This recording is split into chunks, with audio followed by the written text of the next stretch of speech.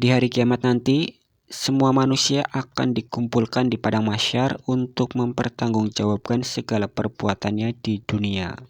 Dan pada hari itu, wajah kita akan mencerminkan amal yang kita lakukan di dunia.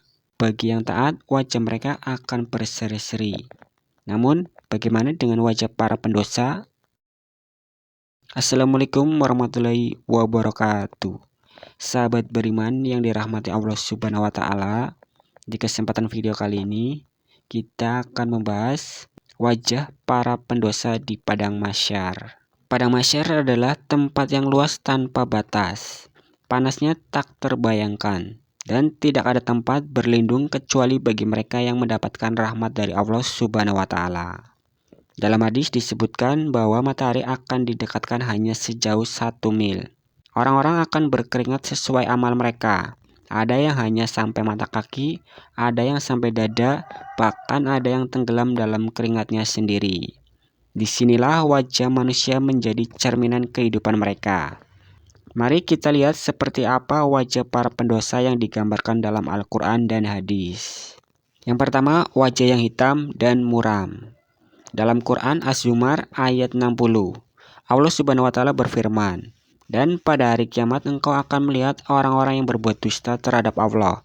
Wajahnya menghitam, bukankah neraka jahanam itu tempat tinggal bagi orang yang menyombongkan diri?" Disinilah hitam wajah ini bukan sekedar warna, tetapi simbol dari dosa-dosa besar yang mereka lakukan.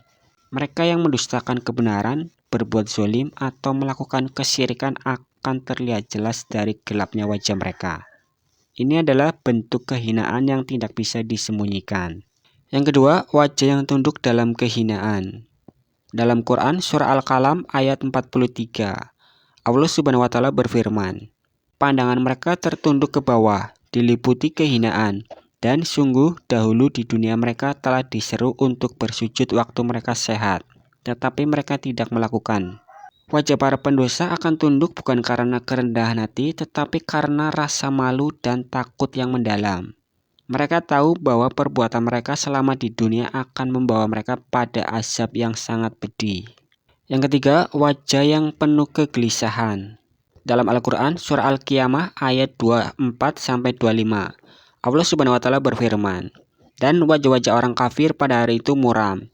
Lalu mereka yakin bahwa akan ditimpakan kepadanya malapetaka yang sangat dahsyat." Quran surah Al-Qiyamah ayat 25. Kegelisahan ini muncul karena mereka tahu bahwa tidak ada lagi kesempatan untuk memperbaiki diri. Semuanya yang mereka lakukan di dunia, baik yang terlihat maupun tersembunyi, akan dibuka oleh Allah Subhanahu wa Ta'ala di hadapan seluruh manusia. Yang keempat, wajah yang tertutup debu dan kegelapan. Dalam Quran surah Abasa ayat 40-42, Allah Subhanahu wa Ta'ala berfirman, "Dan pada hari itu ada pula wajah-wajah yang tertutup debu, suram, dan tertutup oleh kegelapan, ditimpa kehinaan dan kesusahan." Quran surah Abasa ayat 41. Mereka itulah orang-orang kafir yang durhaka. Quran surah Abasa ayat 42. Debu dan kegelapan yang menutupi wajah mereka adalah simbol dari kehidupan yang penuh dosa di dunia. Mereka telah ingkar kepada Allah dan melanggar perintahnya akan merasakan kehinaan yang sangat luar biasa. Yang kelima, wajah yang menangis dan menyesal. Bagi pendosa di padang mahsyar akan menangis hingga air matanya habis. Penyesalan mereka begitu mendalam. Namun sayangnya tidak lagi ada kesempatan untuk kembali di dunia. Mereka akan berkata seperti dalam Quran surah As-Sajdah ayat 12. Allah Subhanahu wa Ta'ala berfirman, "Dan alangkah ngerinya jika sekiranya kamu melihat orang-orang pendosa itu menundukkan kepalanya di hadapan Tuhannya. Mereka berkata, 'Ya Tuhan kami telah melihat dan mendengar, maka kembalikanlah kami ke dunia.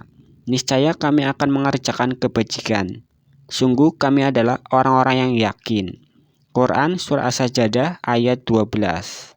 Sahabat beriman yang dirahmati Allah Subhanahu wa Ta'ala, semoga pembahasan kali ini bermanfaat. Ingat, wajah kita di akhirat kelak adalah cerminan dari apa yang kita lakukan di dunia ini. Jangan sampai kita menjadi bagian yang saya sebutkan tadi.